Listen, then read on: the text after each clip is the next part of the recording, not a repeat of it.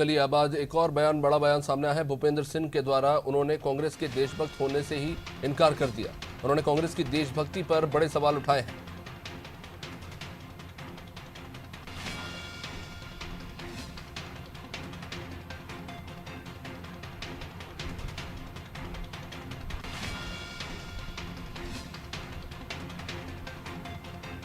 भूपेंद्र सिंह ने अपने बयान में कहा है कि देश की जनता नहीं मानती कि कांग्रेस देशभक्त है। उनकी पार्टी में पूरे विदेश का माल है।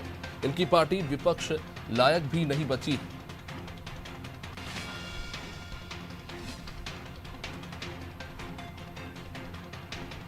आज मंत्री भूपेंद्र सिंह का यह बयान सामने आया है। अब यह बयान काफी चर्चा में आ गया है। कांग्रेस की देशभक्ति पर सवाल उठाते हुए उन्होंने टिप्पणी की है कि उनकी पार्टी में पूरे विदेश का माल है। पार्टी विपक्ष लायक भी नहीं बची। कि हम सबसे बड़े देशभक्त हैं कांग्रेस, पर देश की जनता नहीं मानती ना कि कांग्रेस देशभक्त है।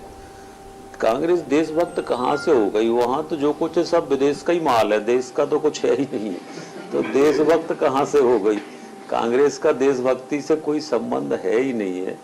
और जनता ने बता दिया कि देशभक्त कौन है, मोदी जी हैं कि कांग्रेस है, ये बता दिया। विपक्ष की पार्टी लायक भी नहीं बची देश में कांग्रेस पार्टी। तो आप सुन रहे थे मंत्री भूपेंद्र सिंह को, जिन्होंने कहा कि देश की जनता नहीं मांगती कि कांग्रेस देशभक्त है, उनकी पार्टी विदेश का माल भरा हुआ है। चलिए समझेंगे इस वक्तव्य के पीछे के कारण को। हमारे साथ इस वक्त जुड़े हुए हैं पॉलिटिकल एडिटर मनोज वर्मा, उनसे बातचीत करेंगे। मनोज जी, भूपेंद्र सिंह का बयान आया है, कांग्रेस के देशभक्त होने को ही उन्होंने खारिज कर दिया और सीधे कहा कि उनकी पार्टी में विदेश का माल भरा हुआ है। इस जो बात उन्होंने कही उसके पीछे क्या कारण लगता है आपको? तो आरोप प्रत्यारोप का ये दौर जारी रहेगा, लेकिन जिस प्रकार से भूपेंद्र सिंह ने तीखा हमला बोला है तो उससे समझा जा सकता है कि नगरीय निकाय चुनाव में बीजेपी कोई कोर कसर नहीं छोड़ना चाहती है। और खास तौर से जो भूपेंद्र सिंह ने जो बयान दिया है तो स्पष्ट तौर पर कह सकते हैं कि उनके निशाने पर सीधे सीधे सोनिया गांधी है, जो कि इटली की मूलतः निवासी है।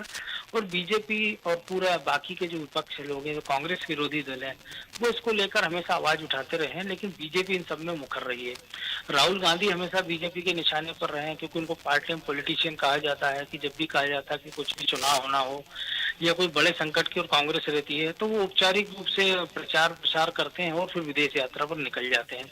राजनीति को फुल टाइम जगह पार्ट टाइम राजनीति के हिसाब से करते हैं। और कांग्रेस में जिस प्रकार से भी खलबली मची हुई है, हम देख रहे हैं कि छत्तीसगढ़ की बात हो, राजस्थान की बात हो, पंजाब की बात हो, लगातार वहाँ बगावत चल रही है। राजस्थान में बाड़ाबंदी करके रखना पड़ रही है विधायकों की कि उनमें टूट ना हो जाए। हरियाणा के कांग्रेसी विधायकों को छत्तीसगढ़ भेजा गया है।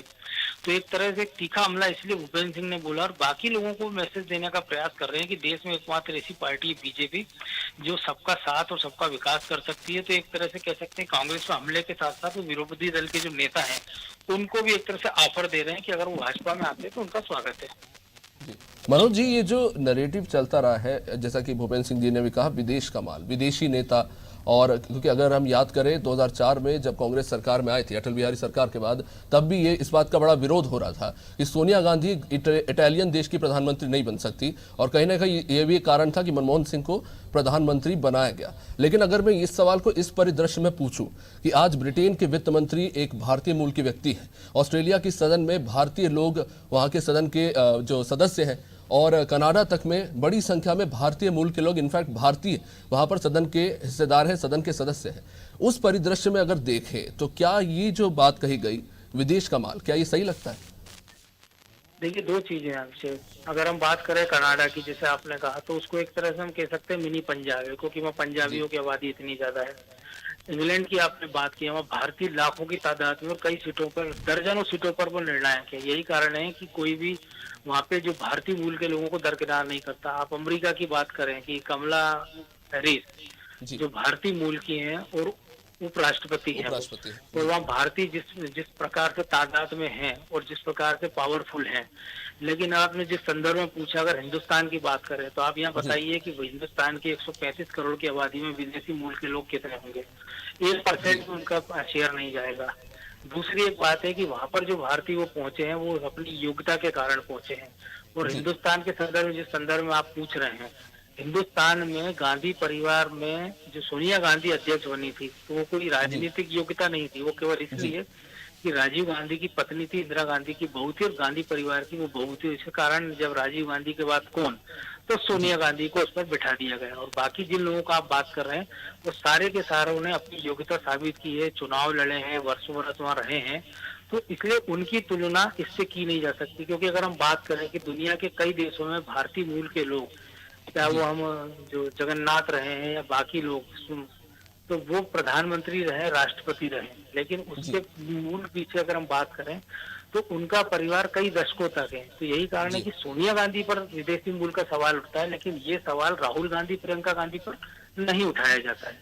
जी निश्चित रूप से बहुत बहुत शुक्रिया मनोज जी विस्तृत जानकारी के लिए। तो भूपेंद्र सिंह का बयान सामने आया है, कांग्रेस की देशभक्ति पर उन्होंने सवाल उठाए हैं। खैर अब निकाय और पंचायत चुनाव नजदीक है और इस तरह की बयानबाजी तो जाहिर तौर पर होगी ही, हमला दोनों तरफ से होगा। भूपेंद्र सिंह ने हालांकि पार्टी में उनके विदेशी लोगों के होने को लेकर उठाया है और उन्होंने सीधे तौर पर कांग्रेस पर हमला करते हुए ये कहा है कि इनकी पार्टी विपक्ष लायक भी नहीं बची है।